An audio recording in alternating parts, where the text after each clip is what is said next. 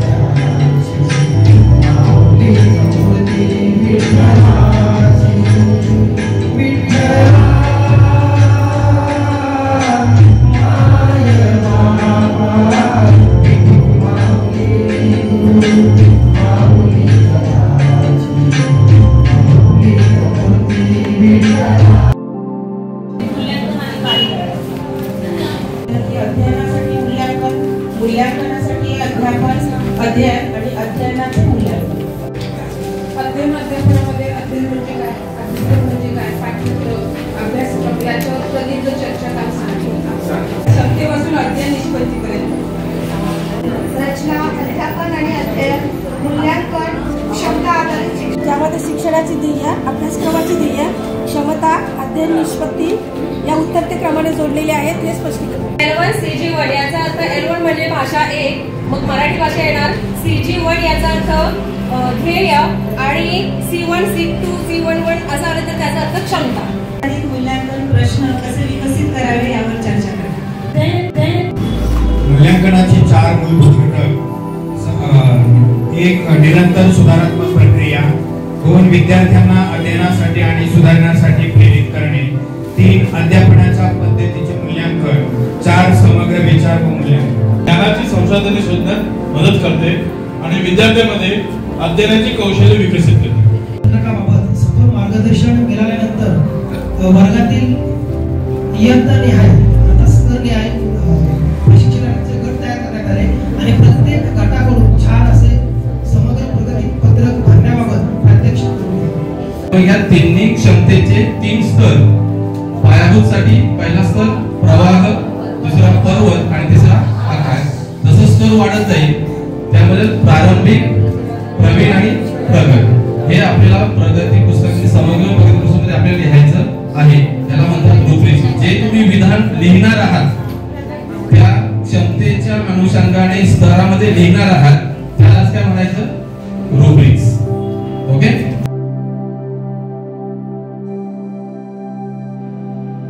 आणि विशिष्ट काम करण्याची क्षमता, ज्ञान आणि अध्ययन निष्पत्ती या सर्व क्षमतांचे मूल्यांकन केले जाते।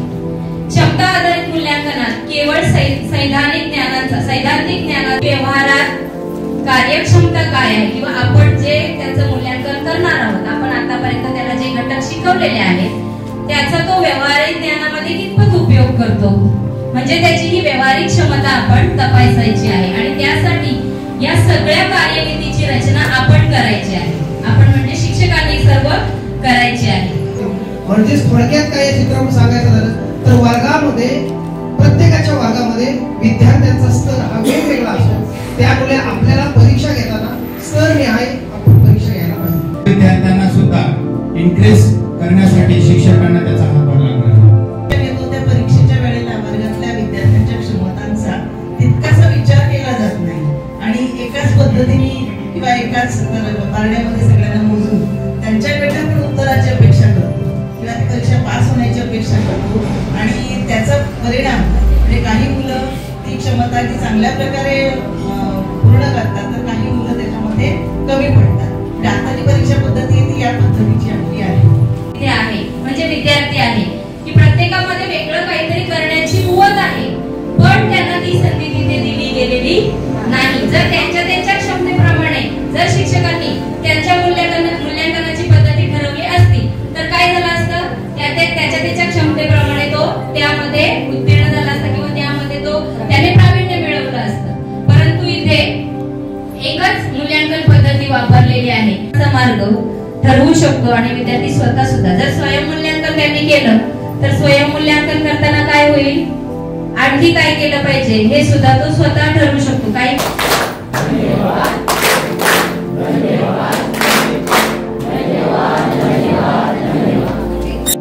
हा म्हटलेला आहे, हा एक परफॉर्मन्स कॉम्प्युटिंग आणि दोघांनी काय म्हटलेलं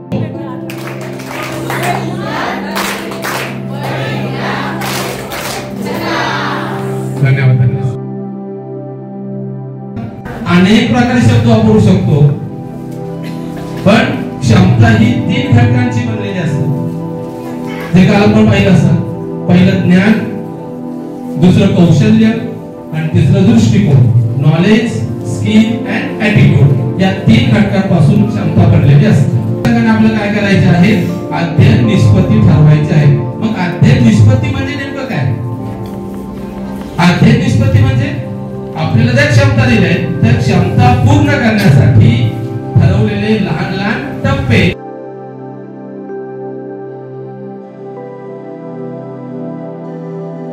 त्याला संबंधित तुम्हाला त्यावेळी जो शब्द आठवेल, मी एक शब्द बोलेन आणि लोकांनी एकदाच तुमचा जो एकाच वेळेला तुमच्या डोक्यात आलेला शब्द बोलायचा. ठीक आहे?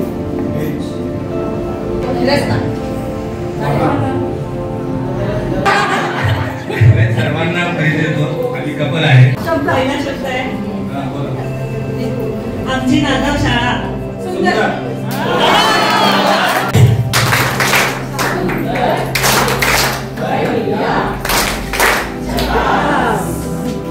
आपल्याला करायची नाहीये. प्रश्न निर्मिती करताना आपण कोणत्या तक्त्याचा वापर करतो? तक्ता त्यानुसारच आपल्याला करायचे आहे. पण आता क्षमतेवर आधारित मूल्यमापन करायचं आहे. तर मुलांच्या विद्यार्थ्यांच्या क्षमता लक्षात घेऊन त्या प्रकारे आपल्याला प्रश्न निर्मिती करायची आहे. म्हणजे ब्लूमचं जे वर्गीकरण आहे ज्ञानाच्या बाबतीत, त्याचे एक टप्पे त्यांनी 6 टप्प्यांमध्ये त्याची विभागणी केलेली आहे आणि सिरियली आपण एक एक बघणार आहोत. हा पहिल्यानंतर 6व्यापर्यंत आपण जाणार आहोत. संकल्पना स्पष्ट सांगता येणे आपल्याला गरजेचं आहे. निम्नस्तरीय आणि उच्चस्तरीय मध्ये काय आहे, HOT आणि LOT आणि HOT. उच्चस्तरीय विचार प्रक्रियेच्या प्रश्नाची निर्मिती आपल्याला करता आली पाहिजे. हे या सत्राचे आपले उद्दिष्ट आहे. किंवा वर्तुळाकार गती, रेषीय गती यातील फरक सांगा. म्हणजे हे झालं विश्लेषण, फरक आणि तुलना झालं. HOT मध्ये दुसरा पॉइंट आहे मूल्यांकन करणे. म्हणजे त्याला ते समजले की नाही याचं मूल्यांकन करायचं. त्यांची नावे सांगा, त्याच्यामध्ये तो विश्लेषण करेल त्या टप्प्यामध्ये. नंतरचा प्रश्न आहे कवितेच्या ओळीचा अर्थ स्पष्ट करा. यामध्ये विद्यार्थी मूल्यांकन करेल. इथे पृष्ठवंशीय प्राणी आणि अपृष्ठवंशीय प्राणी यातील फरक सांगा. अर्थातच तुलना इथे घेतलेली आहे. आणि दुसरा प्रश्न उदाहरणे द्या की तुम्हास माहीत असलेल्या सर्व नर प्राणी किंवा जलचर प्राण्यांची 2 नावे द्या. मंगळावरील तबकडीतून आलेल्या माणसांशी तू काय बोलशील, अशा विद्यार्थ्यांना आपण त्यांच्या बुद्धीला चालना देण्यासाठी आपण नवनिर्मित सारखे प्रश्न तयार करू शकतोय. त्यानंतर मंगळावर गेलास तर तू काय करशील, अशा विचार प्रवर्तक प्रश्न आपण तयार करू शकतोय. रेन क्लॅप गो.